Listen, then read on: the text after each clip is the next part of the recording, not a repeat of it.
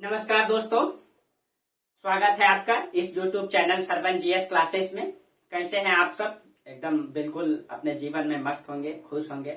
और कहीं न कहीं अभी जो है यहाँ का माहौल यानी कि मुखर्जी नगर का माहौल बेहद ही गर्म है, क्योंकि अभी आप लोगों को पता ही है कि अभी जस्ट 2-3 दिन पहले जो है यूपीएससी ने रिजल्ट जारी किया है और उसमें बिहार की मतलब लड़कियों ने परचम लहराई है क्या।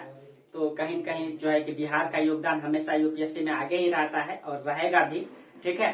तो कहीं न कहीं अभी यहाँ का माहौल जो है यानी मुखर्जी नगर का माहौल बहुत ही गर्म है, क्योंकि जब रिजल्ट आता है तो क्योंकि आप लोग जानते हैं कि भारत में एक ऐसा क्षेत्र है मुखर्जी नगर जहाँ सिविल सेवा की तैयारी के लिए सबसे अधिक छात्र छात्राएं यहाँ रहते हैं और कहीं कहीं उनके लिए मतलब एक त्योहार के रूप में होता है यूपीएससी का रिजल्ट। जब रिजल्ट जारी होता है तो अधिक से अधिक छात्र छात्राएं जो मुखर्जी नगर में रहते हैं वो ज्यादा सफल होते हैं, जिसके कारण से यहाँ का माहौल जो है गर्म हो जाता है, ठीक है। पूरा खुशहाली होती है, कुछ नाराज भी होते हैं, कुछ खुश भी होते हैं, ठीक है। तो ये जिंदगी है दोस्तों, ये चलता ही रहता है। जीवन में उतार चढ़ाव तो आता ही रहता है, बस हमें जो है अपने कर्तव्य पे लगे रहना है। सफलता एक न एक दिन जरूर हाथ लगेगी, ठीक है। चलिए, तो आप लोग भी अपने जीवन में एकदम लगातार मेहनत करते रहिए और कंटिन्यूअस बनाए रहिए, ठीक है। कहीं कहीं सफलता जरूर मिलेगी, बस कंटिन्यूटी बना करके रखना है, ठीक है। तो ये सिविल सेवा का एग्जाम है दोस्तों, ये उतनी कठिन भी नहीं है और उतनी आसान भी नहीं है, ठीक है। तो बहुत ज्यादा भी कठिन नहीं है। अगर इंसान चाहे, आप लोग मतलब कई सारा मतलब रिजल्ट में देखे होंगे कि कई सारा स्टूडेंट ऐसा है जो कि विकलांग है, जिसके पास 2 हाथ भी नहीं है, 2 पैर भी नहीं है। उन्होंने जो है यूपीएससी में सिविल सेवा मतलब में जो है रिजल्ट निकाला है, ठीक है। तो हम लोगों के पास तो हमारा स्वास्थ्य है, हमारा 2 पैर है, 2 हाथ है, सारा चीजें हम लोग स्वस्थ हैं, तो हम लोग चाहेंगे तो क्यों नहीं होगा, ठीक है। इसलिए मतलब मेहनत करते रहना है और अपने जो हमको स्वास्थ्य मिला है, जो हमको कर्तव्य मिला है, जो प्रकृति ने हमें ड्यूटी दे करके भेजा है पृथ्वी पर, कहीं न कहीं उसकी ड्यूटी को अपने कर्तव्य निष्ठ पर, ठीक है, अपने कर्तव्य को निभाते रहना है, आगे बढ़ते रहना है, ठीक है। चलिए, तो पिछले क्लास में हम लोग चर्चा कर रहे थे मंगोल खतरा के बारे में। दुनिया का सबसे खतरनाक शासक, दुनिया का सबसे क्रूर शासक चंगेज खान, जिसको खुदा का कहर कहा जाता है कि दुनिया में उसने कितनी लोगों की हत्या किया है, आज तक इतिहासकार ने यह अनुमान नहीं लगा पाया कि कितनी लोगों की उसने हत्या किया है, ठीक है। कुछ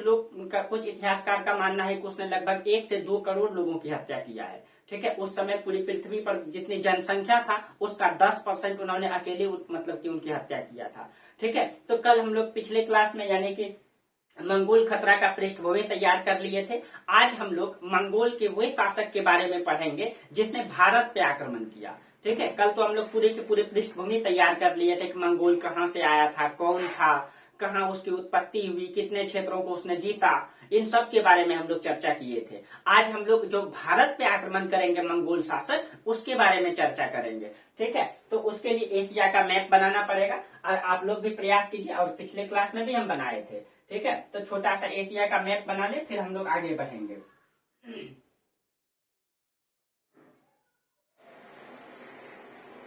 आप लोग भी मैप बनाने का प्रयास कीजिए, ठीक है, क्योंकि मैप जो है कि आपका रीडिंग स्किल को बहुत मजबूत कर देगा।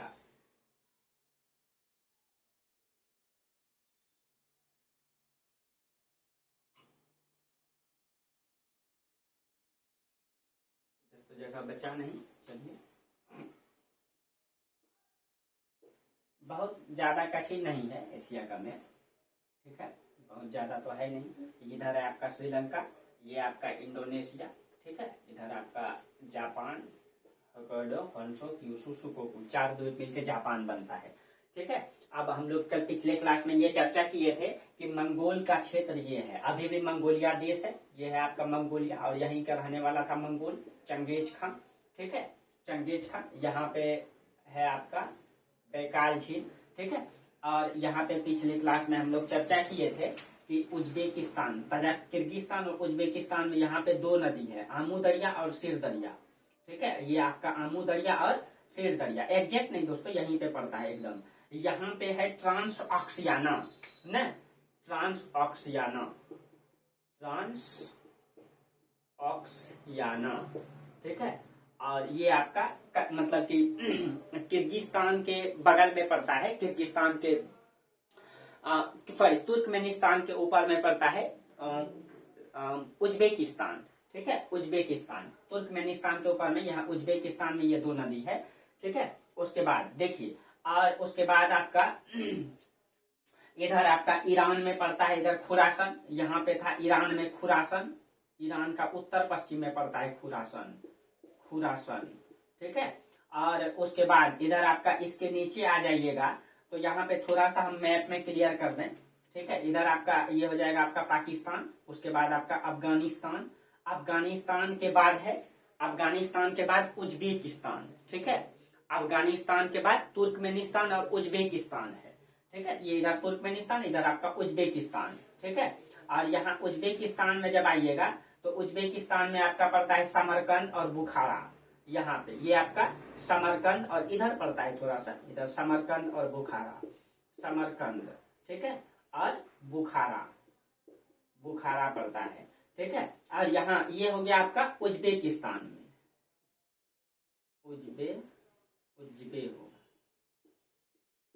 उज्बेकिस्तान।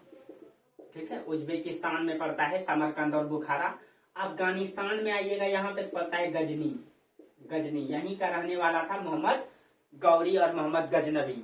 ठीक है, अब देखिए, तो मंगोल शासक ने जो है, चंगेज खां के बारे में हम लोग पढ़े थे, चंगेज खां ने ट्रांसऑक्सियाना को जीता। ठीक है, कहीं कहीं उसने समरकंद बुखारा को जीता, उसने खुरासन को जीता। ठीक है, उसने इधर चीन के क्षेत्रों को जीता, यानी कि लगभग लगभग पूरे मध्य एशिया को उसने जीत लिया। अब देखिए, उसी समय भारत में, अब हम लोग आज भारत पढ़ेंगे ना, भारत पे गजनी मतलब मोहम्मद गौरी का, सॉरी, चंगेज का आक्रमण पढ़ेंगे। चंगेज तो आक्रमण किया नहीं था, उसके बाद जो मंगोल शासक हुए उसने आक्रमण किया था, तो उसके बारे में पढ़ेंगे। तो भारत में उस समय दिल्ली को राजधानी बना के कौन वंश था? गुलाम वंश। ठीक है, गुलाम वंश। और गुलाम वंश में पहला शासक था कुतुबुद्दीन ऐबक। तो ऐबक के समय तो उसका आक्रमण हुआ नहीं, आक्रमण गुलाम वंश में शासक था इल्तुतमिश। इल्तुतमिश के समय सबसे प्रथम बार जो है मंगोल का आक्रमण हुआ। अब देखिए, अब थोड़ा सा समझिएगा आप लोग। अब जिस समय मतलब चंगेज खां, मंगोल का शासक चंगेज खां की मृत्यु 1227 में हुआ था। चंगेज खां की मृत्यु जब 1227 में हुआ, ठीक है, तो इसके बाद इसका एक पुत्र था हलागु। ठीक है, हलागु। तो चंगेज खां की मृत्यु के बाद ये पूरा साम्राज्य 4 भागों में बांट दिया गया, और उसके बाद ये वाला जो हिस्सा मिला, ये वाला हिस्सा हलागु को मिला। ठीक है, हलागु को मिला। अब देखिए, जब हलागु को ये वाला हिस्सा मिला, तो अब इसको थोड़ा सा समझिएगा आप लोग।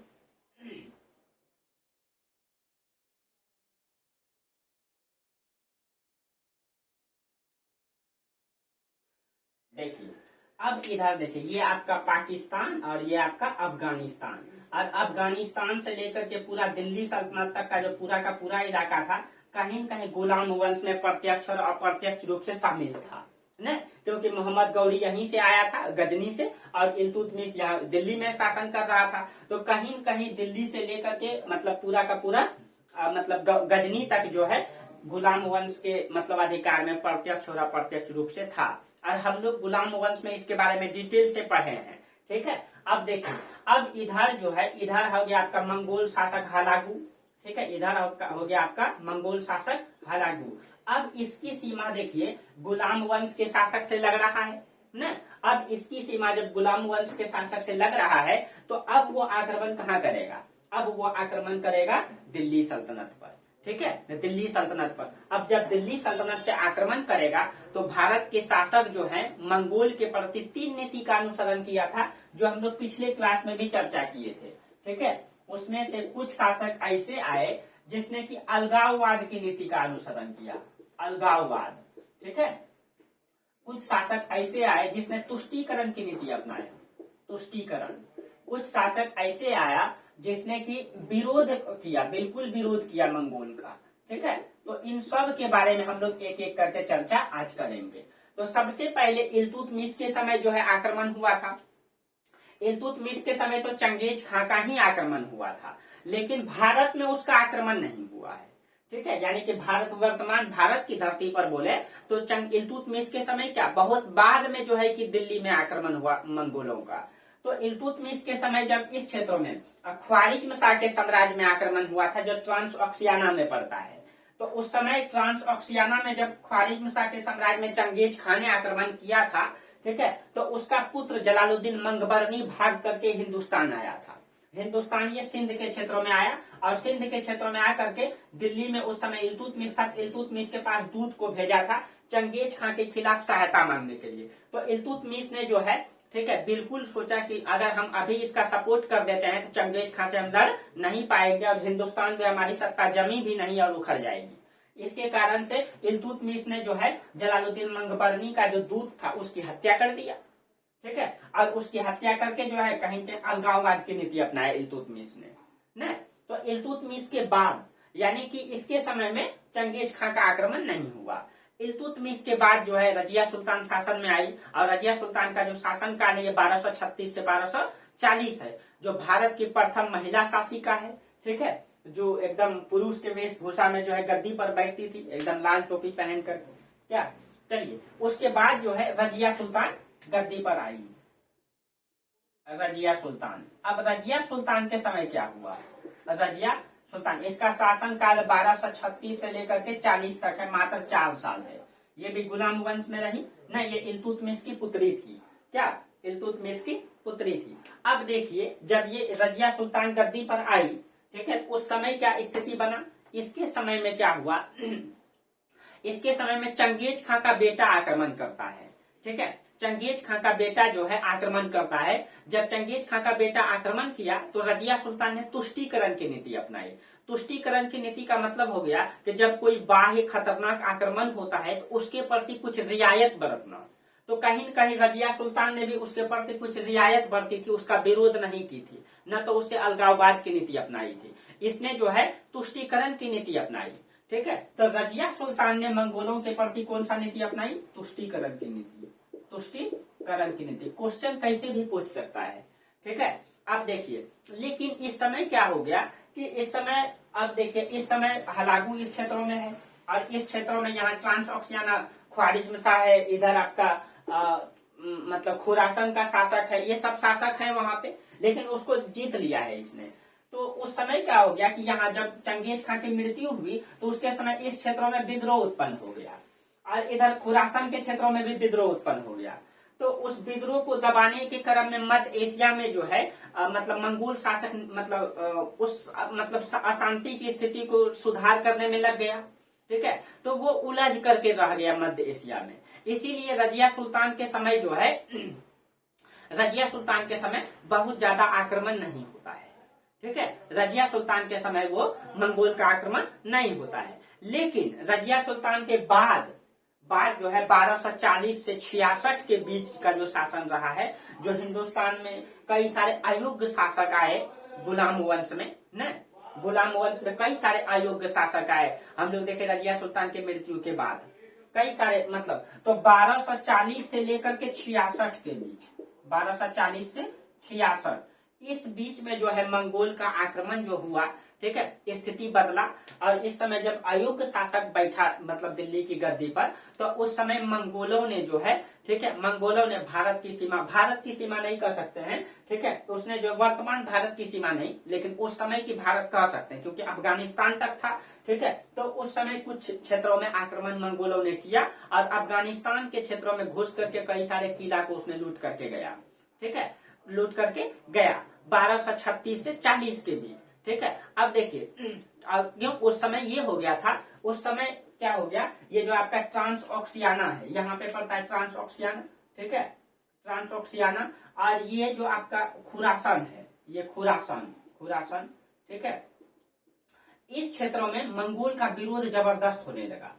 जब मंगोल का विरोध जबरदस्त होने लगा और क्योंकि यहाँ योग्य शासक आया, उसका विरोध पूरा तरीके से होने लगा, जिसके कारण से, और उस समय जो है गुलाम वंश में इल्तुतमिश के बाद रजिया सुल्तान के बाद कई सारे अयोग्य शासक हुए, जिसके कारण से मंगोलों ने 1236 से 40 के बीच कई बार इस क्षेत्रों में आक्रमण किया और कई सारे किला को लूट करके गया, ठीक है। अब देखिए, अब इसके बाद 1241 में कहा जाता है कि तैर बहादुर, ठीक है, 1241 में, 1240 से 66 के बीच में 1241 में आक्रमण हुआ था।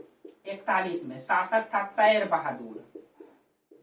तैर बहादुर के बारे में कहा जाता है कि इसने वर्तमान के जो पंजाब का लाहौर है, यानी वर्तमान का पंजाब कहाँ पड़ता है, मुख्य पंजाब तो पाकिस्तान में है और लाहौर भी पाकिस्तान में है, तो वहां तैर बहादुर ने लाहौर पर आक्रमण किया था। ठीक है, जो उस समय भारत का हिस्सा था। ठीक है, वर्तमान में नहीं, उस समय भारत का हिस्सा था। तो तैर बहादुर ने मतलब लाहौर पर आक्रमण करके जो है उसको पूरा तरीके से लूटा और लूट करके चला गया। ठीक है, लाहौर के क्षेत्रों के कई किले थे, यानी कि इसमें जो पाकिस्तान में वर्तमान में पड़ता है, लाहौर के कई सारे किले को लूटा और लूट करके वो वापस चला गया। ठीक है, उसके बाद 1245 के बीच में जो है सिंध के पश्चिमी भाग पर, जो आपका ये सिंध का इलाका है, सिंध का पश्चिमी हिस्सा, जब आप जाएंगे ये देखिए, ये आपका ऐसे करके जाएंगे, ये पाकिस्तान है, ये पाकिस्तान, और पाकिस्तान का ये वाला हिस्सा सिंध प्रांत है ना। सिंध का जो पश्चिमी हिस्सा इधर पड़ता है लाहौर, यहाँ पे है आपका लाहौर वर्तमान का, जो पंजाब प्रांत में है, पाकिस्तान का पंजाब प्रांत, भारत का पंजाब तो यहाँ है। ठीक है, और छोटा सा जो बच गया है, तो ये जो सिंध का पश्चिमी इलाका है, सिंध का पश्चिमी इलाका में जो है 1245 के बीच मतलब सिंध के पश्चिमी इलाका पर आक्रमण हुआ। ठीक है, और तभी जो है दिल्ली की जो है कि तभी दिल्ली के शासक ने तुष्टीकरण की नीति अपनाए हुए था, क्योंकि दिल्ली में योग्य शासक नहीं था। ठीक है, तो लाहौर पे आक्रमण 1241 में हुआ, 1245 में सिंध के पश्चिमी हिस्सा पर आक्रमण हुआ। 1245 में जो है सिंध के पश्चिमी हिस्सा पर आक्रमण हुआ, पश्चिमी हिस्सा। ठीक है, ये आक्रमण हुआ था। उसके बाद जो है दिल्ली सल्तनत में एक योग्य शासक आया। ठीक है, रजिया सुल्तान के बाद एक योग्य शासक आया, आप लोगों को पता है कि गयासुद्दीन बलबन, जिसने लौह और रक्त की नीति अपनाया था। याद होगा बलबन के बारे में, बलबन के समय जब दिल्ली सल्तनत मतलब बलबन दिल्ली की गद्दी पर बैठा हुआ था, तो उसके समय बंगाल में आक्रमण हुआ था। बंगाल में शायद तुगरील खां बंगाल का शासक था उस समय, तुगरील खां ने आक्रमण किया था। ठीक है, हाँ तुगरील खां ही था। तुगरील खां ने जब आक्रमण किया मतलब विद्रोह किया था, विद्रोह करके स्वतंत्र घोषित कर लिया था। उस समय गयासुद्दीन बलबन दिल्ली की गद्दी पर था। ठीक है, तो इसने विद्रोह किया था, विद्रोह करके स्वतंत्रता की घोषणा कर दिया था बंगाल के शासक तुगरील खां। तो कहा जाता है कि बलबन जब इस पे अभियान चलाता है और तुगरील खां को पकड़ करके, ठीक है, भरे बाजार में, ठीक है, उसके शरीर का मांस निकाल करके, चमड़ी छीन करके, उसका शरीर का सारा मांस निकाल करके उसकी चमड़ी में भूसा भर देता है और कहता है कि दिल्ली सल्तनत के खिलाफ विद्रोह करने का नसीहत इससे भी खतरनाक होगा। तो इतना खतरनाक शासक था मतलब बलबन। ठीक है, उसने लौह और रक्त की नीति का अनुसरण किया था। कहा जाता है कि बलबन का पुत्र था बुगरा खां। बुगरा खां मतलब जिंदगी में कभी शासक नहीं बना दोस्तों, उतना डर गया था अपने पिता से। ठीक है, अपने पिता से बुगरा खां इतना डर गया था कि जिंदगी में कभी शासक नहीं बना, अपने पुत्र को शासक बना दिया। इतना खतरनाक शासक था जलालुद्दीन बलबन, जिसने लौह और रक्त की नीति का अनुसरण किया था। ठीक है, और कई बार ये क्वेश्चन पूछा गया है कि बलबन के समय किसने मतलब बंगाल में विद्रोह किया था। ठीक है, चलिए, तो इसके बाद जो है 1266 में बलबन शासन में बैठता है और बलबन का शासन काल भी लंबा है, 1266 से 1287 तक है, लगभग 20-21 साल उसने शासन किया। अब बलबन जब दिल्ली की गद्दी पर बैठा तो उस समय मंगोल का आक्रमण जो है कैसे क्या क्या परिस्थिति बना, चलिए अब बलबन के समय हम लोग देखते हैं। इसका तो जरूरत है नहीं तो इसको मिटा देते हैं इधर।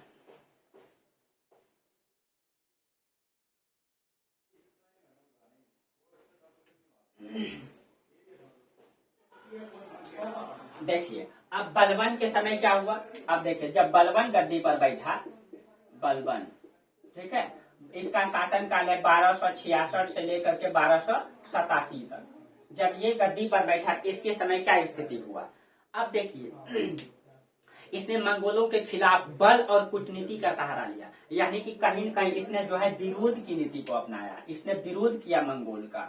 ठीक है, और कूटनीतिक चाल भी चला, यानी कि विरोध करने में इसने कौन सा नीति अपनाया, ठीक है, इसने जो है बल और कूटनीति का सहारा लिया, कूटनीति का सहारा लिया। और इसने क्या होता क्या था दोस्तों, आप लोगों को कई बार चर्चा भी किए थे कि दिल्ली का शासक अभी 1206 में गुलाम वंश की नींव ही डाला था, मजबूत ठीक तरीके से हुआ नहीं था। अब मंगोल का आक्रमण बार बार दिल्ली पे होता था और दिल्ली का शासक दिल्ली के किले को मजबूत करता था, वहां आर्थिक स्थिति मजबूत करने का प्रयास ही करता था कि मंगोल आता था और बहुत सारा संपत्ति को लूट करके किला को ध्वस्त करके वापस चला जाता था। ये स्थिति बार बार होता रहा, ठीक है। दिल्ली के शासक दिल्ली को मजबूत करता था और मंगोल आक्रमण करता था, लूट के भाग जाता था। तो उसका अस्थायी प्रावधान ये था कि दिल्ली के किले को मजबूत करके मंगोलों से मतलब हमेशा लड़ने के लिए हम मजबूत हो जाएं, ठीक है। हम जो है लड़ने के लिए, आप किसी भी परिस्थिति से कब तक भागते रहेंगे, कब तक भागते रहेंगे, ठीक है। कायर बन के रहेंगे तो आपका कायरता पीछा करता ही रहेगा, इसलिए उससे लड़ने के लिए अपनी स्थिति को मजबूत कर लीजिए, कायर मत बनिए, ठीक है। तो बलबन ने कहीं कहीं ये चीजें सोचा, बलबन सोचा कि कब तक मंगोल से डरते रहेंगे, इसीलिए बलबन ने उसके विरोध में, मंगोल के विरोध में बल और कूटनीति का सहारा लिया। उसने उत्तर पश्चिम क्षेत्रों में, यानी कि इधर से मंगोल का आक्रमण होता था, इधर से आक्रमण होगा तो इस क्षेत्रों में लाहौर, मुल्तान, उच्च के क्षेत्रों में कई सारा उसने मजबूत किला बनवाया, मजबूत किला बनवा करके वहां बहुत सारे सैनिक की नियुक्ति किया, ताकि इधर से जैसे मंगोल का आक्रमण होगा इस किला से जो है लड़ाई मजबूती तरीके से लड़ा जा सके। और इस क्षेत्रों में अपना पुत्र को मतलब बलबन ने, यहाँ दिल्ली है और इस क्षेत्रों में लाहौर के क्षेत्रों में अपना पुत्र को मोहम्मद शाह को खुद वहां पे बैठा दिया मंगोल, ठीक है। तो देखिए यहाँ पे दिल्ली है, तो दिल्ली में कौन आ गया, दिल्ली में आ गया बलबन, ठीक है, दिल्ली में बलबन। तो उस बलबन ने क्या किया, इस क्षेत्रों को मजबूत किया, क्योंकि मंगोल का आक्रमण होगा इधर से ही होगा लाहौर होते हुए। तो इस क्षेत्रों में लाहौर में उसने अपना पुत्र मोहम्मद शाह को बैठा दिया, मोहम्मद शाह को बैठा दिया। और ये मोहम्मद शाह मंगोल के खिलाफ लड़ते लड़ते ही ये मारा गया था, ठीक है, मंगोल के खिलाफ। बलबन का एक पुत्र की मृत्यु जो है, बलबन के एक पुत्र मोहम्मद शाह की मृत्यु मंगोल के खिलाफ लड़ने में हुई है, ठीक है। तो इस क्षेत्रों में उसने कई सारा मजबूत किला का निर्माण करवाया और उस किले में बहुत सारे सैनिक को रख दिया, ताकि उधर से मंगोल आ नहीं पाए, दिल्ली आने के लिए मतलब सोचना पड़े, ठीक है। तो ये स्थिति मतलब पैदा किया किसने, बलबन ने। अब बलबन ने कौन कौन किला बनाया, भटिंडा जो पंजाब में पड़ता है वहां का किला को भटिंडा का किला बनाया, सुनामा का किला बनाया और समाना का किला। इसने 3-4 किले का निर्माण किया था, भटिंडा, सुनाम का किला और समाना का किला, ठीक है। तो बलबन ने उसके लिए कौन किला, भटिंडा का किला, ये क्वेश्चन पूछा गया है। भटिंडा, सुनामा का किला और समाना का किला, ये एक किला शायद और है, आप लोग एक बार सर्च मार के, शायद हम बलबन के समय पढ़ाए हैं, ठीक है। एक बार ध्यान में नहीं आ रहा है वो किला का नाम, आप लोग देख लीजिएगा, ठीक है। 3-4 किले का निर्माण करवाया मंगोलों से लड़ने के लिए और इसको मजबूत किया और वहां पे अपने सेना को मजबूत किया, ठीक है। और कहीं न कहीं इसने विरोध भी किया और कहा जाता है कि जब तक बलबन जब तक रहा तो मंगोल जो है लाहौर तक ही आक्रमण कर पाया, कभी दिल्ली नहीं घुस पाया, ठीक है। क्योंकि इसने जो है इसने इस स्थिति को उत्तर पश्चिम क्षेत्र को मजबूत कर दिया था, इसीलिए मंगोल जब तक बलबन रहा तब तक दिल्ली में नहीं आ पाया, राजधानी में क्रॉस नहीं कर पाया बलबन मतलब मंगोल, ठीक है। लेकिन जब इसकी मृत्यु हो गई 87 में, ठीक है, मृत्यु के लगभग 10 साल बाद मंगोल जो है दिल्ली पर आक्रमण किया, ठीक है। लगभग 1295 तक जो है 1295 तक, 87 में बलबन की मृत्यु हुई और 1295 तक मंगोल दिल्ली नहीं आ पाया, मंगोल जो है दिल्ली नहीं आ पाया। 1295 के बाद ही मंगोल दिल्ली आएगा, क्योंकि इसने बलबन ने उत्तर पश्चिम क्षेत्र को मजबूत कर दिया था। अस्थायी प्रावधान यही था, उत्तर पश्चिम क्षेत्र को मजबूत कर दिया था, ठीक है। चलिए उसके बाद अब बलबन की मृत्यु हो गई 1287 में, उसके बाद हाँ उसका पुत्र भी मारा गया था मंगोल के खिलाफ लड़ने में, मोहम्मद शाह, ठीक है। और ये मतलब सहारा लिया था बलबन ने। बलबन के बाद, ठीक है, बलबन के बाद गुलाम वंश जब समाप्ति हुआ तो उसके बाद आया खिलजी वंश। खिलजी वंश के समय अलाउद्दीन खिलजी के समय दिल्ली पे बहुत ही खतरनाक आक्रमण हुआ था, आप लोगों को पढ़ा भी चुके हैं, ठीक है। फिर भी यहाँ पे चर्चा कर देते, जब मंगोल पढ़ा रहे हैं तो यहाँ चर्चा करना ही बनता है। अब देखिए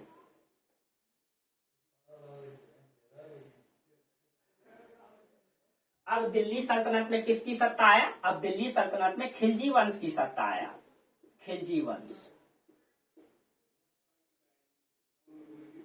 खिलजी वंश में अलाउद्दीन खिलजी, पर इसका मतलब पहले खिलजी वंश का संस्थापक तो जलालुद्दीन खिलजी है और जलालुद्दीन खिलजी का भतीजा या दामाद था अलाउद्दीन खिलजी, ठीक है। तो खिलजी वंश में अलाउद्दीन खिलजी। अब अलाउद्दीन खिलजी के समय मंगोल का आक्रमण बहुत ही खतरनाक टाइप से हुआ था। ठीक है, अब देखिए हुआ ये था कि ये दिल्ली है, ठीक है, दिल्ली में बैठा हुआ था अलाउद्दीन खिलजी, अलाउद्दीन खिलजी, ठीक है। और अलाउद्दीन खिलजी के समय का सबसे प्रमुख घटना आपको पता है, देखिए यहाँ पे है आपका इस तरीके से गंगा नदी, इसकी सहायिका है यमुना, यमुना की सहायिका इधर है चंबल नदी, चंबल नदी के किनारे यहाँ पे बसा हुआ है, ये राजस्थान में पड़ता है चित्तौड़ का किला, चित्तौड़, ठीक है, चित्तौड़ का किला। और यहीं पे पड़ता है रणथंभौर का किला, रणथंभौर का किला। और उस समय चित्तौड़ का किला का शासक कौन था? राजा रत्न सिंह, राजा रत्न सिंह। इस राजा रत्न सिंह की पत्नी थी महारानी पद्मावती, पद्मावती। इसी को प्राप्त करने के लिए अलाउद्दीन खिलजी ने इस पे आक्रमण किया था, क्योंकि रानी पद्मावती उस समय पूरे हिंदुस्तान की सबसे सुंदर महारानी थी, ठीक है। और ये बात जब अलाउद्दीन खिलजी को पता चला था तो उसी ने मतलब दिल्ली से जो है ये लगभग ये 1303 की घटना है, ठीक है। 1303 में अलाउद्दीन खिलजी इसको चित्तौड़ को जीतने गया था, ठीक है, चित्तौड़ को जीतने गया था। आप लोग पद्मावत फिल्म भी देखे होंगे न, उसमें इस प्रकार से फिल्म में दिखाया गया है पद्मावत फिल्म में। तो उसमें तो इस समय अलाउद्दीन खिलजी जब चित्तौड़ को जीतने गया दिल्ली को छोड़ करके, उसी समय मंगोल का आक्रमण बहुत ही खतरनाक तरीके से दिल्ली पर हुआ था, ठीक है। और इस बार आक्रमण इतना खतरनाक था, कहा जाता है कि अलाउद्दीन खिलजी ने जितना भी संपत्ति दिल्ली में रखा था उन सब को मंगोलों ने पूरी तरीके से ध्वस्त करके सारा संपत्ति को लूट करके चला गया, ठीक है, सारा संपत्ति को लूट करके चला गया। उसके बाद कहा जाता है कि जब पता चला, अलाउद्दीन खिलजी को पता चला कि दिल्ली में मंगोल का आक्रमण हो गया है, तो चित्तौड़ को छोड़ करके हम अलाउद्दीन खिलजी भागे भागे दिल्ली में आता है। लेकिन दिल्ली की वो सीमावर्ती जो दक्षिण का इलाका है रायसीना हिल्स, ठीक है, जो अरावली पर्वत का हिस्सा है, उसी क्षेत्रों में वो छुप करके रह जाता है, अपने नजरों से देखता है दिल्ली को लूटते हुए, लेकिन उसका हिम्मत नहीं होता है कि वो दिल्ली को बचाने के लिए आए। इतना खतरनाक आक्रमण था मंगोलों का, ठीक है। उसके बाद कहा जाता है कि अलाउद्दीन खिलजी का 4 सरदार के बारे में आप लोगों को बताए थे, अल्प खां, नुसरत खां, जफर खां, ठीक है, और एक का नाम भूल रहे हैं, और एक तो उनका मतलब कि क्या कहते हैं कि सेना नायक था मलिक काफूर ने, जो कि मतलब एक किन्नर था, ठीक है। उसने उन लोगों ने जो है दक्षिण दिल्ली को पूरा जब लूट लिया गया तब दक्षिण अभियान से बहुत सारा संपत्ति जो है लाया गया न, सबको इधर मतलब देवगिरी, वारंगल, होयसल, तमिलनाडु यानी चेर चोल 5 राज्यों को जो है प्रत्यक्ष कंट्रोल में अलाउद्दीन खिलजी लिया और वहां से बहुत संपत्ति प्राप्त किया। उसके बाद अलाउद्दीन खिलजी ने दिल्ली को इतना मजबूत कर दिया और उसके बाद अलाउद्दीन खिलजी ने 4 लाख सेना से मंगोलों से लड़ाई लड़ने के लिए रखा। उसके बाद मंगोल का आक्रमण 1308 में हुआ, 1306 में हुआ और 1308 में हुआ, ठीक है, 1308 में हुआ और 1303 में हुआ तो दिल्ली को पूरा लूटा, इसमें दिल्ली को लूटा गया। उसके बाद अलाउद्दीन खिलजी ने दिल्ली को मजबूत किया, ठीक है, दक्षिण से बहुत सारा संपत्ति आया तो, और उसके बाद 1306 में 1308 में दोनों बार मंगोल को जो है पराजित किया अलाउद्दीन खिलजी ने। उसके बाद कहा जाता है कि अलाउद्दीन खिलजी ने इतना मजबूत कर दिया दिल्ली की अर्थव्यवस्था को। एक तो खिलजी वंश के बाद आए कौन वंश? तुगलक वंश, तुगलक वंश, ठीक है। कहा जाता है अलाउद्दीन खिलजी ने दिल्ली की अर्थव्यवस्था को इतना मजबूत कर दिया था कि अलाउद्दीन खिलजी ने जितना संपत्ति भर के रखा था दिल्ली सल्तनत में, उतनी संपत्ति को मतलब बैठ करके तुगलक वंश तक ने खाया, ठीक है, इतना अर्थव्यवस्था मजबूत कर दिया था। और उसके बाद कहा जाता है कि अगले 90 वर्षों तक दिल्ली में जो है 90 वर्षों तक दिल्ली में मतलब मंगोलों का आक्रमण नहीं हुआ, ठीक है। जैसा आक्रमण हुआ था बस उधर उस क्षेत्रों में हुआ, अफगानिस्तान के क्षेत्रों में, लेकिन इधर नहीं हुआ, ठीक है, इधर नहीं हुआ। एक सेकंड, अब देखिए इस तरीके से मतलब कि कहा जाता है अगले 90 वर्षों तक दिल्ली में जो है मंगोल का आक्रमण नहीं हुआ।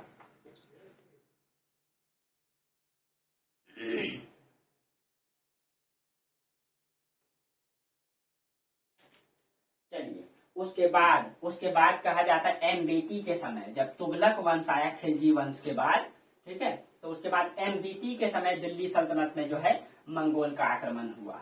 अब देखिए इसके समय क्या स्थिति बना।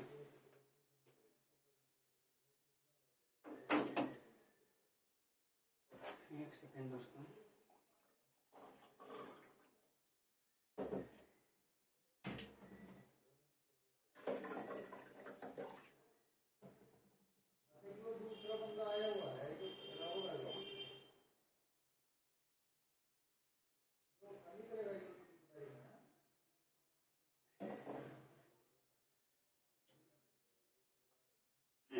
चलिए हाँ, अब एमबीटी के समय जो है मंगोल का शासक था तरमासरीन, ठीक है, तरमासरीन के नेतृत्व में दिल्ली पर आक्रमण हुआ, ठीक है। अब हुआ क्या, अब देखिए, अब एमबीटी यानी कि मोहम्मद बिन तुगलक, ठीक है, दिल्ली सल्तनत का सबसे पढ़ा लिखा सुल्तान ने, और एमबीटी के समय मंगोल का मतलब शासक था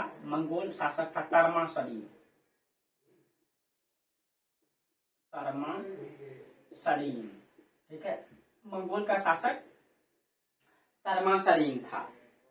तरमासरीन के नेतृत्व में दिल्ली पर आक्रमण हुआ, ठीक है, दिल्ली पर आक्रमण हुआ। कहा जाता है कि तरमासरीन खुरासन जीतने के लिए, इसने आपको पता है कि खुरासन यहाँ पड़ता है ईरान का उत्तर पश्चिम, आप लोग मतलब गूगल में सर्च मार के देखिएगा और एटलस को जरूर देखिएगा, ठीक है, एटलस को जरूर देखिएगा, और एटलस में एशिया का मैप है। तो तरमासरीन मंगोल का शासक था और ये खुरासन जीतने के लिए आया था 1326 में। इसने जो है 1326 में खुरासन जीतने का प्रयास किया, खुरासन, ठीक है। अब हुआ ये कि ये जब खुरासन में आक्रमण किया 1326 में, ठीक है, खुरासन जीतने के लिए इसने सबसे पहले क्या किया, मतलब गजनी पर आक्रमण किया, ठीक है। खुरासन आपको पता है कि गजनी अफगानिस्तान में पड़ता है, यहाँ पे गजनी, ठीक है। तो ये सोचा कि हम पहले गजनी को जीत लेते, गजनी में संपत्ति प्राप्त करके हम खुरासन को जीतेंगे। ये 1326 में इसने योजना बनाया, ठीक है, और उसने गजनी पर 1326 में आक्रमण किया। लेकिन जब वो आक्रमण किया तो यहाँ गजनी पर इसका खतरनाक विरोध हुआ और गजनी से इसको खदेड़ दिया गया, ठीक है। खदेड़ जब दिया गया तो वो भारत की ओर मुड़ पड़ा, ठीक है। तो वो सोचा था हम गजनी में आक्रमण करेंगे, लेकिन गजनी से उसको खदेड़ दिया, तो वो यहाँ खदेड़ा थी भारत की ओर आ गया, ठीक है। जब भारत की ओर आया, ठीक है, अब देखिए भारत की ओर आया, उस समय भारत का शासक मोहम्मद बिन तुगलक था।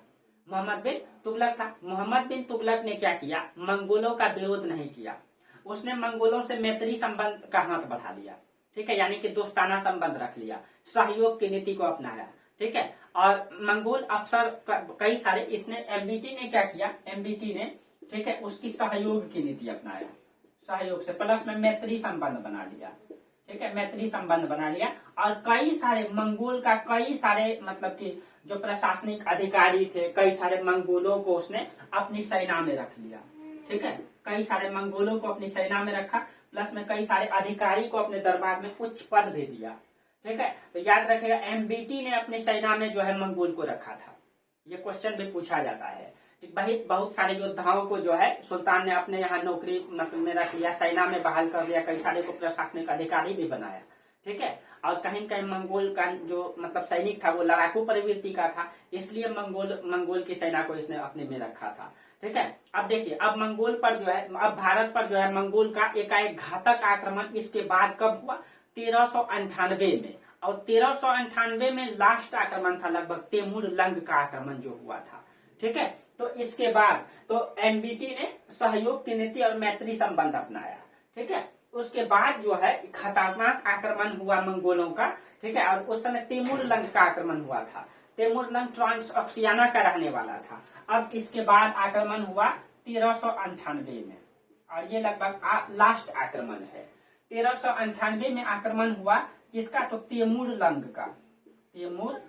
का, और ये कहाँ का रहने वाला था, ये ट्रांसऑक्सियाना का रहने वाला था। और इसी के नेतृत्व में जो है, तैमूर के नेतृत्व में दिल्ली पर आक्रमण हुआ। उस समय शासक था मोहम्मद शाह तुगलक, ये भी तुगलक वंश का ही था। उस समय शासक था मोहम्मद शाह तुगलक उस समय शासन में था, ठीक है। और इसके समय ये लास्ट आक्रमण होता है तैमूर लंग का लगभग। अब देखिए मोहम्मद शाह तुगलक के समय जब आक्रमण होता है, ठीक है, मंगोल सेना जो है समरकंद और मुल्तान को जो है पहले पूरा तरीके से लूटा। उधर से जब आया ट्रांसोक्सियाना से, तो यहाँ एकदम उसी को उज्बेकिस्तान में समरकंद पड़ता है, उसी में आपका मतलब बुखारा पड़ता है, ठीक है। उन सब क्षेत्रों को लूटा। मुल्तान को लूटा जो पंजाब में पड़ता है, ठीक है, पाकिस्तान में पड़ता है, ठीक है। मुल्तान को लूटा। मुल्तान को लूटने के बाद वो दिल्ली पे राशन हुआ। दिल्ली पर कहा जाता है कि इतना खतरनाक आक्रमण किया था तैमूर लंग ने, ठीक है, कि दिल्ली पर जब आक्रमण किया तो मोहम्मद शाह तुगलक भाग करके चल जाता है गुजरात, ठीक है। तो मोहम्मद शाह तुगलक दिल्ली छोड़ के गुजरात आ गया था। इतना खतरनाक आक्रमण था तैमूर लंग का, ठीक है। अब जब दिल्ली को छोड़ के ये गुजरात, ये बिल्कुल अयोग्य शासक था, बिल्कुल अयोग्य शासक था। और ये भाग करके चल गया कहाँ? गुजरात। और जब गुजरात चला गया तो दिल्ली को भरपूर लूटा मंगोलों ने, जैसे वो हमेशा करता था। अपनी परंपरा के अनुसार दिल्ली को खूब लूटा।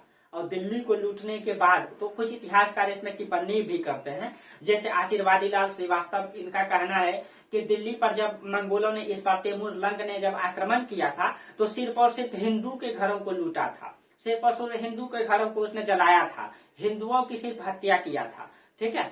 जबकि ये सच नहीं हो सकता है दोस्तों, क्योंकि लुटेरों का कोई मतलब धर्म नहीं होता है, कोई जाति नहीं होता है। उसको तो वो लूटने आया है, क्या वो देख देख करके पूछ पूछ करके लूटता होगा कि तुम हिंदू हो या मुसलमान हो, ठीक है। वो तो आया होगा लूटने के लिए, अपने उद्देश्य, लूटने का उद्देश्य, अपनी संपत्ति अर्जन करने का उद्देश्य से, जिनका घर मिलता होगा सबको लूट करके चला गया, ठीक है। तो बहुत सारे इतिहासकार धार्मिक आधार पे जो है इसकी टिप्पणी कर देते हैं, ठीक है। हालांकि हमको उसमें ध्यान नहीं देना है, हाँ, लेकिन ये ध्यान में जरूर रखना है, ठीक है, क्योंकि सबकी विचारधारा को पढ़ना है। तो उसके बाद कहा जाता है कि तैमूर लंग ने आक्रमण करके दिल्ली को पूरा तरीके से लूट करके वापस चला गया और मोहम्मद शाह तुगलक भाग करके गुजरात चला गया। लेकिन तैमूर जब गया तो उसने अपना एक आदमी को दिल्ली पर बैठा दिया, ठीक है, एक आदमी दौलत खां को दिल्ली पर बैठा करके वो वापस चल गया। तो तैमूर लंग ने दिल्ली पे किसको बैठा दिया? दौलत खां को, ठीक है, दौलत खां को बैठा दिया। अब दिल्ली पर दौलत खां बैठ गया और शासक भाग करके मोहम्मद शाह तुगलक चल गया है मतलब गुजरात, ठीक है। अब देखिए, अब इस पर तैमूर मतलब इस बार इतना आक्रमण खतरनाक था कि मतलब मंगोलों ने इतना इसको लूट करके खत्म, स्थिति कमजोर कर दिया दिल्ली का, कि कहा जाता है कि तुगलक वंश की सत्ता का अंत हो गया यहीं से। अब हुआ ये, अब बाद में जो है खिज्र खां जो है मोहम्मद शाह तुगलक का अधिकारी था, मतलब सलाहकार था। तो इसका सलाहकार था खिज्र खां, ठीक है, खिज्र खां सेना नायक था मोहम्मद शाह तुगलक का। तो खिज्र खां ने क्या किया? खिज्र खां ने मोहम्मद शाह तुगलक को जो है गद्दी पर बैठने के लिए बुलाया, कि खिज्र खां दिल्ली बुलाया कि आप आइए गुजरात को छोड़कर दिल्ली पर बैठिए।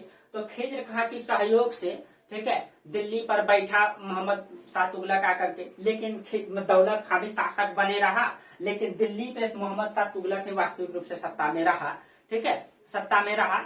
उसके बाद कहा जाता है उसके बाद क्या हुआ कि 1412 ईस्वी में इनकी मोहम्मद शाह तुगलक की मृत्यु हो गई। ये दिल्ली आया तो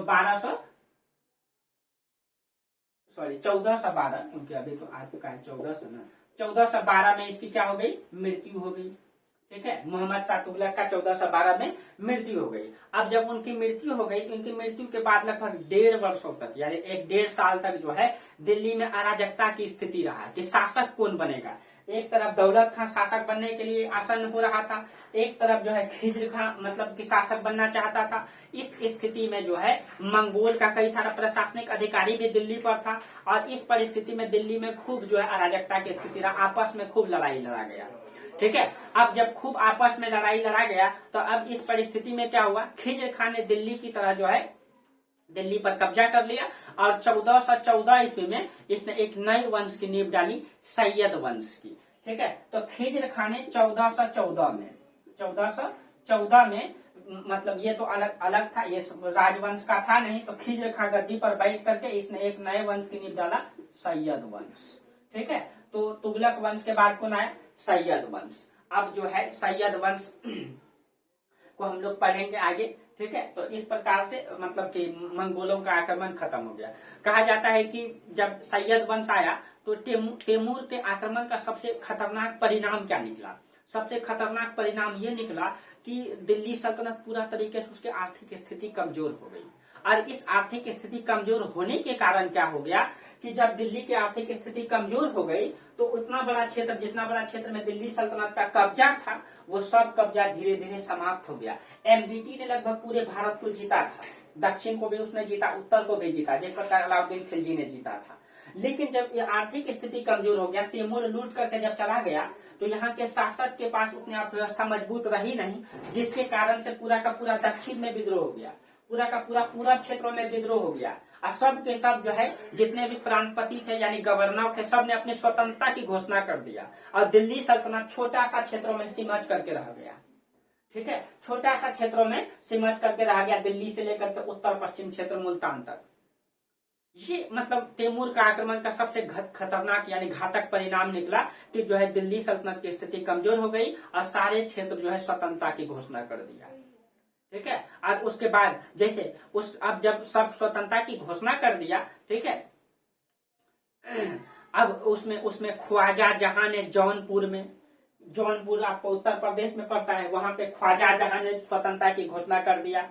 मुजफ्फर शाह ने गुजरात और कालपी और मोहब्बा पर स्वतंत्रता की घोषणा कर दिया। मोहम्मद खान ने स्वतंत्र राज्य की स्थापना कर दिया, उधर ग्वालियर में, मेवाड़ी में, ये सब के सब जो है कि स्वतंत्र हो गया। ठीक है, ये सब के सब क्षेत्र स्वतंत्र हो गया और दिल्ली सल्तनत की स्थिति अब कमजोर, यानी अब अगर सैयद वंश को हम लोग पढ़ेंगे तो सैयद वंश छोटे से क्षेत्रों में सिमट करके रह गया, छोटे से क्षेत्रों में जो है सिमट करके रह गया।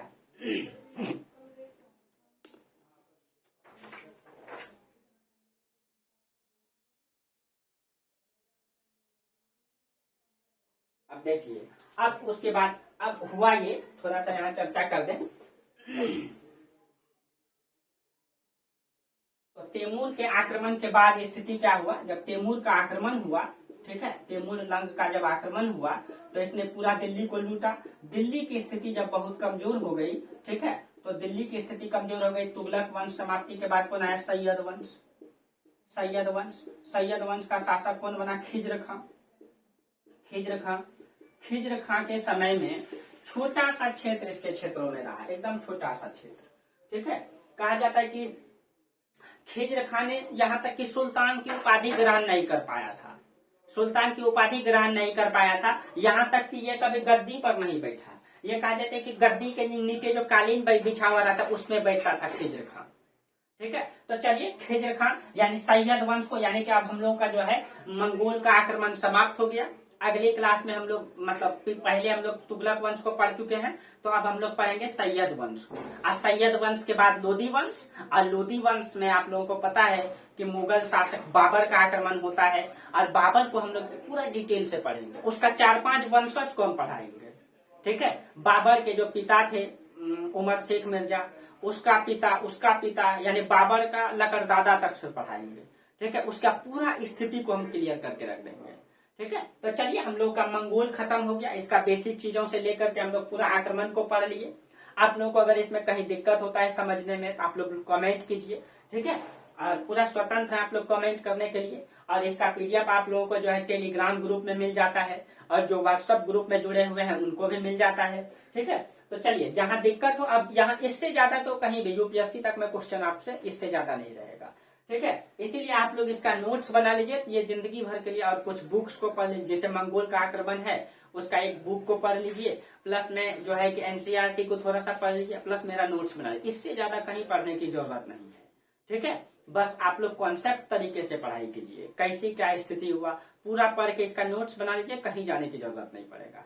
चलिए, तो आज यहीं तक रहने दीजिए, फिर हम लोग अगली क्लास में चर्चा करेंगे। ठीक है, मतलब सैयद वंश के बारे में।